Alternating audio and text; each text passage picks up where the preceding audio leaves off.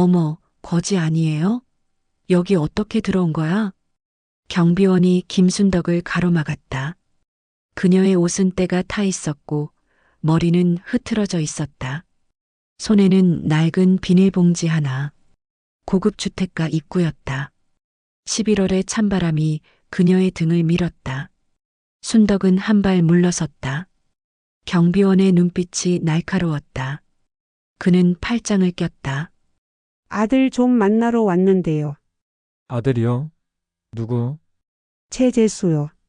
경비원의 얼굴이 굳었다. 최재수? 이 단지에서 가장 큰 평수에 사는 사업가. 외제차 2대를 굴리는 남자.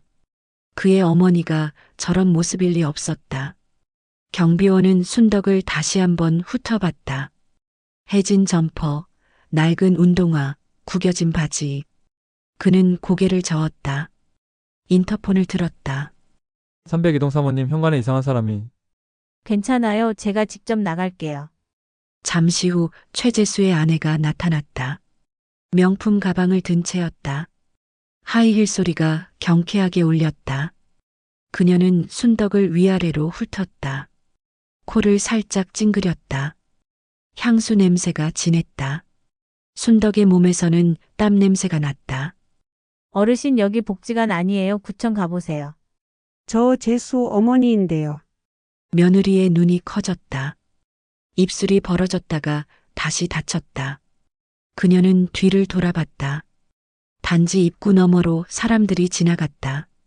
그녀는 재빨리 휴대폰을 꺼내 전화를 걸었다. 목소리를 낮췄다. 순덕은 그 모습을 가만히 바라봤다. 잠시 후 재수가 나타났다. 정장 차림이었다. 넥타이가 단정했다. 구두가 번들거렸다. 그는 어머니를 보자마자 주변을 둘러봤다. 이웃들이 보고 있었다. 누군가 발코니에서 내려다봤다. 재수의 턱에 힘이 들어갔다. 그는 빠르게 걸어왔다. 어머니 왜 이렇게? 엄마 좀 보고 싶어서. 재수는 어머니의 팔을 잡아 구석으로 끌었다. 그의 손에 힘이 들어갔다. 순덕은 비틀거렸다. 경비실 옆 화단 뒤였다. 사람들 눈에 띄지 않는 곳. 재수는 한숨을 쉬었다. 길게, 깊게. 그는 어머니를 똑바로 쳐다보지 못했다. 시선이 허공을 맴돌았다. 연락도 없이 이런 모습으로 오시면 어떡해요? 창피하잖아요. 미안하다. 이거라도 받으세요. 재수는 지갑에서 10,000원 한 장을 꺼냈다. 구겨진 지폐였다. 순덕의 손에 쥐어주고는 돌아섰다. 그의 등이 빨라졌다. 정장 자락이 펄럭였다. 현관문이 열렸다. 닫혔다. 쾅 소리가 났다. 경비원이 다가왔다. 그의 얼굴에는 불편함이 가득했다. 어서 나가세요. 여기 배회하시면 안 됩니다. 순덕은 손에 든 10,000원을 내려다봤다. 종이가 축축했다. 손바닥에 땀이 배어 있었다. 바람이 불었다. 돈이 떨렸다. 나뭇잎이 떨어졌다. 그녀는 고개를 들었다. 아파트 창문들이 빛나고 있었다. 따뜻한 불빛. 그 안에는 가족들이 있을 것이다. 저녁 식사를 하고 텔레비전을 보고 웃고 있을 것이다. 순덕은 비닐봉지를 다시 들었다. 무거웠다. 그녀는 천천히 걸었다. 단지를 벗어났다. 경비원이 뒤에서 지켜봤다. 그의 시선이 따가웠다. 순덕은 멈추지 않았다. 골목길로 접어들었다. 가로등 불빛이 희미했다. 그녀의 그림자가 길게 늘어졌다. 대학병원 로비였다. 환자들과 보호자들이 오갔다. 휠체어를 미는 사람, 링거를 끌고 가는 사람, 울먹이며 전화하는 사람. 로비는 삶과 죽음이 교차하는 곳이었다. 순덕은 대리석 바닥 위를 천천히 걸었다. 운동화 밑창이 닳아 소리가 났다. 삐걱, 삐걱. 사람들이 고개를 돌렸다. 그녀의 옷차림을 훑었다. 시선이 따가웠다. 복도 끝 정형외과 과장 최재민 명패가 보였다. 금색 글씨가 반짝였다. 순덕은 그 앞에 멈춰 섰다. 손을 들어 명패를 만졌다. 차가웠다. 그녀는 눈을 감았다. 어린 재민이 떠올랐다. 무릎을 다쳐 울던 아이. 그녀가 약을 발라주고 호호 불어주던 날들. 재민은 그때 말했다. 엄마, 나 커서 의사 될 거야. 아픈 사람 다 고쳐줄 거야. 간호사가 그녀를 발견했다. 젊은 여자였다. 화장이 깔끔했다. 그녀는 순덕에게 다가왔다. 미간을 찌푸렸다. 어르신 진료 예약 있으세요? 아들 만나러 왔어요. 최 과장님 면회는 예약제예요. 엄마라고 하면 될 거예요. 간호사의 눈빛이 차갑게 식었다. 그녀는 순덕을 위아래로 훑었다. 해진 옷, 더러운 손톱, 흐트러진 머리. 간호사는 고개를 저었다. 뒤로 물러섰다. 내선 전화기를 들었다. 목소리를 낮췄다. 순덕은 그 모습을 가만히 지켜봤다. 로비의 시계가 째깍거렸다. 잠시 후 재민이 나왔다. 흰 가운을 입은 그는 복도를 빠르게 걸어왔다. 청진기가 목에 걸려 있었다. 구두 소리가 경쾌했다. 그는 어머니를 보자 표정이 굳었다. 발걸음이 느려졌다. 멈췄다. 두 사람의 시선이 마주쳤다. 어머니, 재민아, 재민은 주변을 둘러봤다. 환자들이 보고 있었다. 간호사들도 수군거렸다. 그는 재빨리 어머니의 팔을 잡았다. 복도 구석으로 데려갔다. 비상구 옆이었다. 사람들의 시선이 따라왔다. 재민은 어머니를 벽 쪽으로 돌려 세웠다. 자신의 몸으로 어머니를 가렸다. 왜 이렇게 다니세요? 제 체면도 생각 좀 하시죠. 너 보고 싶어서. 연락하시면 제가 가죠. 이런 몰골로 병원에 오시면 안 돼요. 순덕은 아들의 얼굴을 바라봤다. 깨끗했다. 매끈했다. 어릴 적 그 얼굴과 달랐다. 이제는 낯선 얼굴이었다. 재민은 어머니의 눈을 피했다. 시선이 바닥으로 떨어졌다. 그는 호주머니에서 5만 원권 한 장을 꺼냈다. 새 돈이었다. 빳빳했다. 목욕탕 가시고 옷 좀 사 입으세요. 다시는 이렇게 오지 마세요. 재민아, 바빠요. 수술 있어요. 그는 돌아섰다. 가운 자락이 펄럭였다. 순덕은 손을 뻗었다. 닿지 않았다. 그의 등이 빨라졌다. 복도를 가로질렀다. 문이 열렸다. 닫혔다. 순덕은 그 자리에 서 있었다. 손에는 5만 원이 쥐어져 있었다. 하얀 가운이 점점 멀어졌다. 유리문 너머로 사라졌다. 로비의 조명이 차가웠다.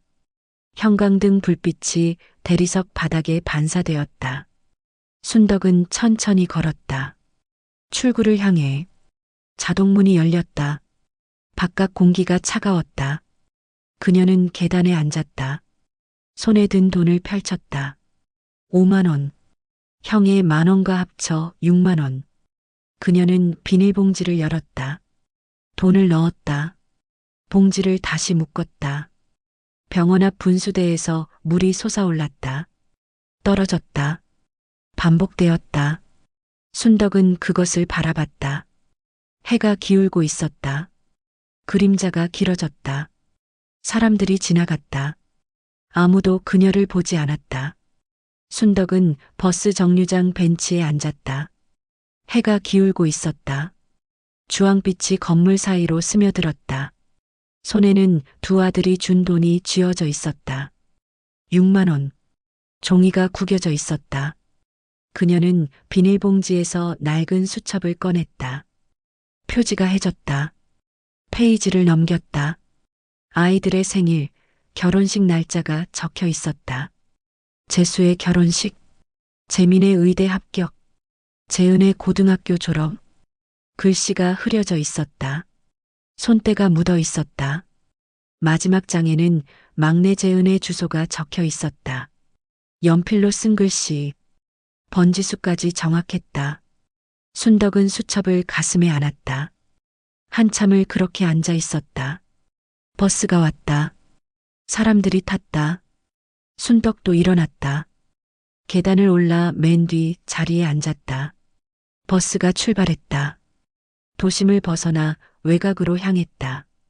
빌딩이 사라지고 낮은 건물들이 나타났다. 공장, 창고, 작은 상가. 가로등이 듬성듬성 서 있었다. 창밖으로 어둠이 깔렸다. 해가 완전히 졌다. 비가 내리기 시작했다. 빗방울이 유리창을 두드렸다. 순덕은 창에 이마를 기댔다. 차갑고 시원했다. 재은의 집 앞에 도착했을 때는 밤 9시였다. 좁은 원룸 건물이었다. 외벽에 금이 가 있었다. 페인트가 벗겨져 있었다. 1층은 편의점이었다. 불이 켜져 있었다. 순덕은 계단을 올랐다. 철제 계단. 빗물이 고여 있었다. 발이 미끄러웠다. 난간을 꽉 잡았다. 2층, 3층. 끝방. 문패에 최재은이라고 적혀 있었다. 순덕은 문 앞에서 숨을 고르고 벨을 눌렀다. 초인종 소리가 울렸다. 안에서 발소리가 들렸다. 문이 열렸다. 재은이 서 있었다. 청소 일을 마치고 돌아온 참이었다. 작업복 차림. 머리가 흐트러져 있었다. 땀 냉새와 세제 냄새가 섞여 있었다. 그녀는 어머니를 보자 입을 막았다. 눈이 커졌다. 엄마. 재은아. 재은은 아무 말 없이 어머니의 손을 잡았다. 젖은 손, 차가운 손, 손가락 사이로 빗물이 흘렀다. 그녀는 어머니를 안으로 끌어당겼다. 문을 닫았다. 춥지? 얼른 들어와. 방은 작았다. 싱크대와 침대가 전부였다. 작은 책상 하나, 옷걸이 하나, 창문은 좁았다. 하지만 따뜻했다. 전기장판이 켜져 있었다. 재은은 어머니의 젖은 옷을 벗겼다. 점퍼, 바지, 양말. 하나씩 천천히. 자신의 잠옷을 가져와 입혔다. 소매가 길었다. 어머니의 손이 보이지 않았다. 재은은 소매를 걷어 올렸다. 순덕의 손목이 드러났다. 앙상했다. 배고프시죠? 아니, 괜찮아. 거짓말 나면 끓일게요. 재은은 냄비에 물을 올렸다. 가스레인지에 불을 켰다. 파란 불꽃이 일었다. 라면 2개를 넣었다. 계란 하나를 풀어 넣었다. 김치를 꺼내 접시에 담았다. 냄비가 보글보글 끓었다. 고소한 냄새가 방 안에 퍼졌다. 재은은 라면을 그릇에 덜었다. 2그릇. 작은 상을 펴고 그 위에 올렸다. 2 사람은 상 앞에 마주 앉았다. 무릎이 닿았다. 순덕은 젓가락을 들었다. 면을 집어 입에 넣었다. 맛있다. 천천히 드세요. 순덕은 국물을 후루룩 마셨다. 뜨거웠다. 목구멍이 따끈해졌다. 재은은 어머니의 얼굴을 가만히 바라봤다. 주름이 깊어졌다. 손등에 핏줄이 튀어나와 있었다. 눈가에 그림자가 드리워져 있었다. 재은은 김치를 집어 어머니 그릇에 넣어줬다. 순덕은 그것을 받아 먹었다. 엄마, 오빠들한테 갔다 오셨어요? 순덕은 고개를 끄덕였다. 재은은 더 묻지 않았다. 다 알았다. 그녀는 자신의 라면을 먹었다. 밖에서 빗소리가 들렸다. 창문을 때렸다. 2 사람은 말없이 밥을 먹었다. 그릇이 비었다. 재은이 설거지를 했다. 물소리가 났다. 사흘째 되던 날 순덕은 쓰러졌다. 재은이 새벽 일을 나가려던 참이었다. 시계는 새벽 5시를 가리키고 있었다. 어둠이 아직 남아 있었다. 재은은 작업복을 입고 가방을 챙겼다. 어머니가 자는 소리가 들렸다. 고른 숨소리. 그녀는 조용히 문을 열려다 멈췄다. 화장실 앞에 어머니가 쓰러져 있었다. 바닥에 엎드린 채 몸이 구부러져 있었다. 팔이 축 늘어져 있었다. 엄마. 재은은 어머니를 흔들었다. 대답이 없었다. 얼굴이 창백했다. 입술이 파래져 있었다. 재은은 휴대폰을 꺼냈다. 손이 떨렸다. 119를 눌렀다. 목소리가 나오지 않았다. 입술을 깨물었다. 다시 말했다. 여기요, 사람이 쓰러졌어요. 119가 도착했다. 사이렌 소리가 골목을 울렸다. 구급대원 2명이 계단을 뛰어 올라왔다. 들것을 들고 들어왔다. 그들은 순덕을 들것에 옮겼다. 몸이 가벼웠다. 깃털처럼. 재은은 그대로 따라 탔다. 구급차 안. 빨간 불빛이 깜빡였다. 사이렌이 울렸다. 도로를 질주했다. 병원 응급실에 도착했다. 의료진이 달려왔다. 순덕을 침대로 옮겼다. 링거를 꽂았다. 혈압을 쟀다. 체온을 쟀다.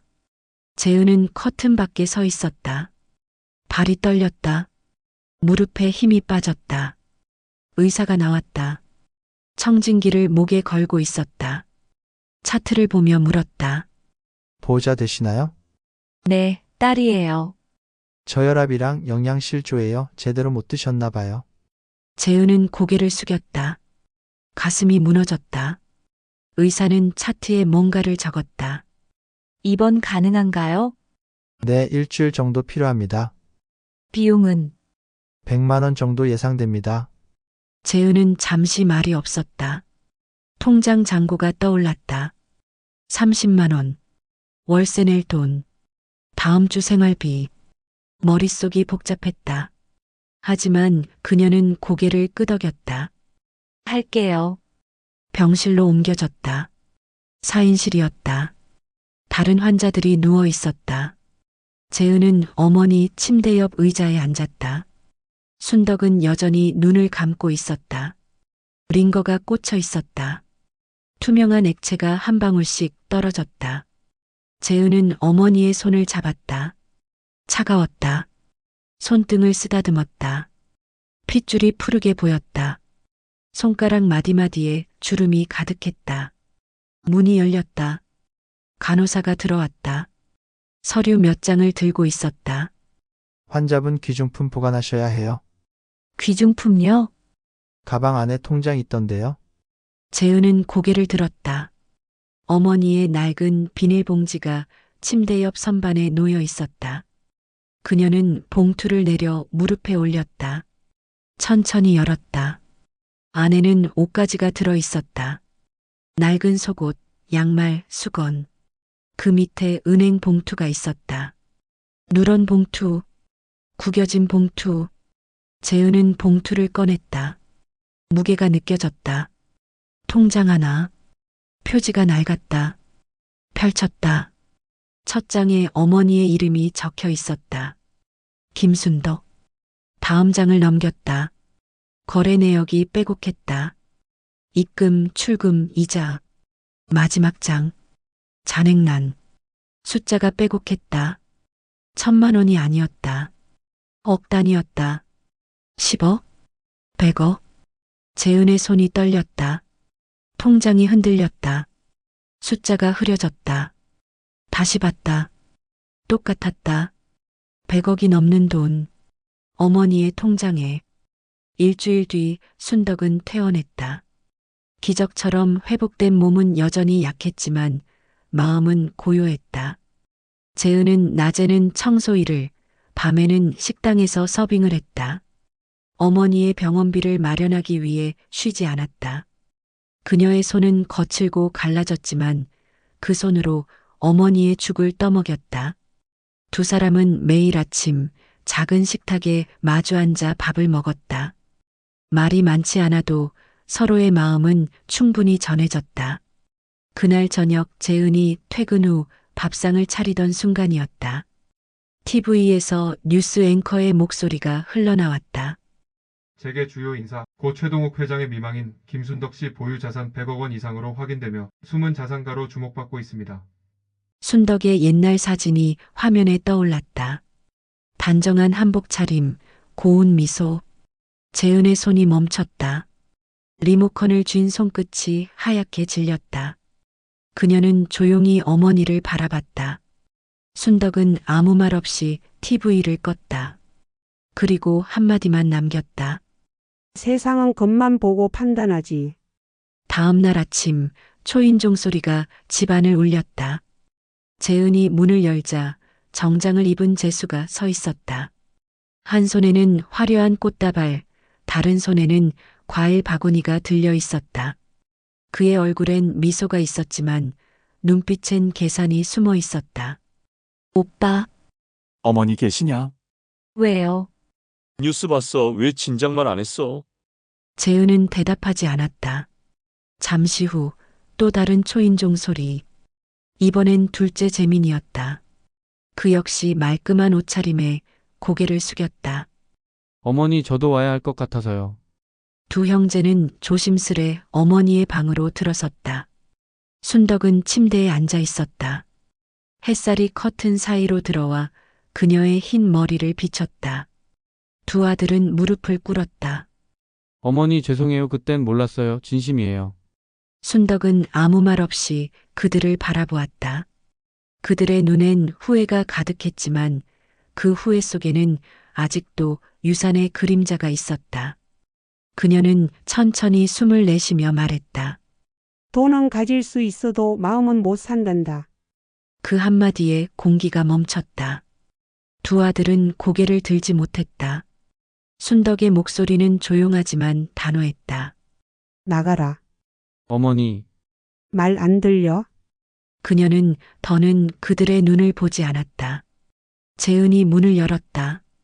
형제들은 미련을 남긴 채 천천히 방을 나섰다. 문이 닫히자 방 안에는 고요가 흘렀다. 순덕은 창밖을 바라보았다. 햇살이 커튼 사이로 들어와 그녀의 얼굴을 감쌌다. 따뜻했지만 그 안에는 오래된 슬픔이 스며 있었다. 그녀는 속으로 중얼거렸다. 사람의 마음은 돈보다 귀하지만 그걸 아는 사람은 참 드물다. 재은은 옆에서 말없이 어머니의 손을 잡았다. 그 손은 여전히 따뜻했다. 그리고 그날 이후 그 따뜻함은 오래도록 잊히지 않았다. 그 주 순덕은 조용히 외출 채비를 했다. 검은 코트를 걸치고 작은 손가방 하나를 들었다. 재은은 그런 어머니의 뒤를 묵묵히 따랐다. 어디 가느냐 묻지 않아도 이미 마음속으로 알고 있었다. 그날의 행선지는 도심 한가운데 있는 변호사 사무실이었다. 높은 빌딩, 유리창에 햇살이 반사되어 눈이 부셨다. 로비에는 차가운 공기와 낮은 음악이 흐르고 구두 굽소리가 바닥을 울렸다. 대리석 바닥 위를 천천히 걷는 순덕의 발걸음은 작고 느렸지만 단단했다. 사무실 문이 열리자 중년의 남자 변호사가 자리에서 일어났다. 단정한 정장 차림, 안경 너머로 차분한 미소를 지었다. 김순덕 어르신 맞으시죠? 유언장 작성하시려는 거죠? 순덕은 고개를 끄덕였다. 그녀의 옆에는 재은이 있었다. 딸은 어머니의 손을 꼭 잡고 있었다. 상속인은 셋이에요. 아들 둘, 딸 하나. 분배 비율은 어떻게 하시겠습니까? 순덕은 잠시 눈을 감았다. 머릿속엔 세 자식의 얼굴이 스쳐갔다. 자신을 부끄러워하던 큰아들, 냉정하게 등을 돌리던 둘째, 그리고 자신을 꼭 안아주던 막내딸. 그 기억이 선명하게 겹쳐졌다. 막내딸한테 전보여. 순간 변호사의 펜 끝이 멈췄다. 안경 너머로 놀란 눈빛이 비쳤다. 전부요? 다른 자녀분들은 괜찮으시겠어요? 순덕은 미소를 지었다. 걔들은 필요 없대요. 제 돈. 변호사는 잠시 머뭇거리다 고개를 끄덕였다. 법적으로 문제는 없습니다. 그럼 그렇게 작성하겠습니다. 서류 위에 펜이 미끄러지듯 움직였다. 종이 위에 순덕의 이름이 또박또박 새겨졌다. 그 한 줄이 한평생의 결심처럼 느껴졌다. 재은은 고개를 숙였다. 눈물이 떨어져 서류 위에 작은 자국을 남겼다. 그녀는 아무 말도 하지 못했다. 서류가 정리되고 두 사람은 사무실을 나섰다. 엘리베이터 문이 닫히자 조용한 공간 속에 두 사람의 숨소리만 남았다. 철제 벽에 비친 두 사람의 얼굴 닮은 듯 닮지 않은 모녀의 모습. 재은이 조심스레 입을 열었다. 엄마, 왜 그러셨어요? 오빠들도. 순덕은 딸을 바라보며 천천히 말했다. 마음이 없는 애들한테 뭘 줘? 그래도 가족이잖아요. 가족이면 뭐해 넌 날 안아줬어. 추울 때, 배고플 때, 아플 때 그게 다야. 그게 전부야. 엘리베이터가 딩 소리를 내며 멈췄다. 문이 열리자 환한 햇살이 두 사람을 감쌌다. 순덕은 천천히 걸어 나갔다. 그녀의 얼굴엔 후회도 미련도 없었다. 오직 긴 세월 끝에 평안함만이 남아 있었다. 로비를 지나 빌딩 문을 나설 때 따뜻한 바람이 불어왔다. 그 바람 속에서 순덕은 속삭였다. 돈은 마음을 대신할 수 없지 하지만 마음은 돈보다 오래 남는단다. 재은은 그 말의 의미를 곱씹으며 어머니의 손을 꼭 잡았다. 그 손은 작고 약했지만 세상 그 어떤 부보다도 따뜻했다. 2달 뒤 봄이 끝나갈 무렵이었다. 순덕은 조용히 세상을 떠났다. 재은의 품에서 아주 평온한 얼굴로 마지막 숨을 내쉬었다. 그녀가 남긴 마지막 한마디는 단 3글자였다. 고마웠어. 그 말은 속삭임처럼 작았지만 재은의 가슴 속에 오래도록 울렸다. 그날 이후 세상은 유난히 조용해 보였다. 장례식장에는 생각보다 많은 사람이 찾아왔다. 오래전 이웃, 옛 친구들, 그리고 두 아들 재수와 재민도 왔다. 그들은 검은 양복을 입고 조문객들 사이를 오가며 고개를 숙였다. 하지만 정작 재은과는 눈을 마주치지 않았다. 서로를 피하듯 그들은 조용히 구석에 서 있었다. 재은은 그저 담담히 어머니의 영정을 바라봤다. 사진 속의 미소가 여전히 따뜻했다. 장례를 마친 다음 날 변호사로부터 전화가 왔다. 유언장 공개가 있습니다. 3분 모두 오셔야 합니다. 고층 빌딩의 사무실, 지난번 그 자리였다. 순덕이 서명했던 그 책상이 그대로 있었다. 세 남매가 마주 앉았다. 공기가 묘하게 무거웠다. 변호사는 서류를 꺼내 조용히 읽기 시작했다. 고 김순덕님의 유언에 따라 전 재산을 막내 최재은 씨에게 상속합니다. 순간 방 안의 공기가 얼어붙었다. 재수의 손이 움찔했고 재민의 얼굴은 순식간에 창백해졌다. 이의 제기하겠습니다. 재수가 목소리를 높였다. 변호사는 고개를 들지 않고 차분히 답했다. 법적으로 아무런 문제가 없습니다. 어머니가 그때 정신이 온전하지 않았어요. 그러자 변호사는 다른 서류 한 장을 꺼냈다. 여기 병원 소견서가 있습니다. 작성 당시 고인은 완전히 건강하고 판단력도 명확했습니다. 짧은 정적이 흘렀다. 두 형제는 아무 말도 하지 못했다. 재은은 말없이 서류를 받아들었다. 하얀 종이 한 장, 그러나 그 무게는 세상 그 무엇보다 무거웠다. 사무실을 나서던 순간 재은은 마음속 깊이 어머니의 목소리를 들은 듯했다. 너는 나를 품어줬지. 그래서 나도 너에게 남긴다. 그날 밤 재은은 어머니의 방에 홀로 앉았다. 불을 켜지 않은 방 안은 고요했고 창밖으로는 바람이 스쳤다. 책상 위에는 낡은 수첩 하나가 놓여 있었다. 조심스레 펼쳐보니 마지막 장에 어머니의 글씨가 있었다. 나를 내쫓은 자식들에게는 교훈을, 나를 안아준 딸에게는 사랑을 남긴다. 글씨는 떨렸지만 그 안의 마음은 또렷했다. 재은은 수첩을 가슴에 꼭 안았다. 눈물이 흘러내렸지만 그 눈물은 슬픔만의 것이 아니었다. 그녀는 천천히 속삭였다. 엄마, 이제 제가 그 사랑을 이어갈게요. 창문 사이로 새벽 햇살이 스며들었다. 그 빛은 마치 순덕의 미소처럼 따뜻하게 재은의 어깨 위에 내려앉았다. 그리고 그 순간 어머니는 여전히 곁에 있는 듯했다. 1년 뒤 그 낡고 쓸쓸하던 건물 자리에 새 건물이 세워졌다. 하얀 벽면, 유리창 사이로 햇살이 부드럽게 스며드는 곳. 정문위 간판에는 커다란 글씨로 적혀 있었다. 순덕의 집. 그곳은 노인들을 위한 복지센터였다. 이른 아침부터 문이 열리고 한 분, 두 분 노인들이 들어섰다. 지팡이를 짚은 손, 서로를 부축하며 나누는 웃음소리가 잔잔히 울렸다. 식당 안에서는 따뜻한 밥 냄새가 퍼지고 있었다.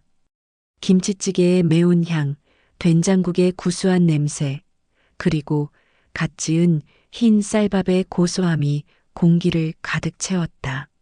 재은은 앞치마를 두르고 배식대에 서 있었다. 그녀의 얼굴에는 늘 잔잔한 미소가 머물러 있었다. 어르신, 많이 드세요. 고맙습니다, 아가씨. 천천히 드세요. 뜨거워요. 하루에도 수십 번 반복되는 말이었지만 그 말 속에는 진심이 담겨 있었다. 그녀는 손수 숟가락을 건네고 떨어진 국물을 닦아주며 마치 오래된 가족처럼 노인들을 챙겼다. 식당 한쪽 벽면에는 한 액자가 걸려 있었다. 햇살을 받은 유리 속에서 환히 웃고 있는 한 여인. 순덕? 그녀의 미소는 여전히 따뜻했고 보는 이의 마음을 부드럽게 감쌌다. 재은은 가끔 그 사진을 바라보았다. 오늘도 마찬가지였다. 사진 속 어머니의 눈빛은 언제나 같은 말을 하고 있는 듯했다. 괜찮다, 잘하고 있다. 점심시간이 끝나고 식당 안은 한결 조용해졌다. 재은은 구석 의자에 앉아 잠시 숨을 고르며 손을 닦았다. 그때 한 할머니가 다가왔다. 주름진 손이 재은의 손등을 살며시 덮었다. 고마워요. 여기 오면 마음이 편해요. 정말 따뜻해요. 재은은 잠시 말을 잃었다. 목이 메어 아무 대답도 할 수 없었다. 그저 고개를 천천히 끄덕였다. 할머니는 웃으며 돌아섰고 그 뒷모습을 바라보던 재은의 눈가에는 눈물이 고였다. 창밖에는 하얀 눈이 내리고 있었다. 천천히, 조용히 마치 세상을 덮어주는 듯한 눈이었다. 그녀는 창가로 다가가 두 손을 모았다. 그리고 아주 작게 속삭였다. 엄마 보고 싶어요. 그 순간 어딘가에서 들려오는 듯한 익숙한 목소리. 고마웠어. 재은은 눈을 감았다. 유리창에 닿은 눈송이가 녹으며 반짝였다. 그리고 그 물방울 사이로 어머니의 미소가 잠시 비쳤다. 눈은 계속 내리고 있었다. 그날의 눈은 유난히 포근했다. 마치 세상을 덮는 하얀 이불처럼 그 안에서 순덕의 집은 조용히 숨쉬고 있었다. 그곳은 이제 사랑이 머무는 집이었다.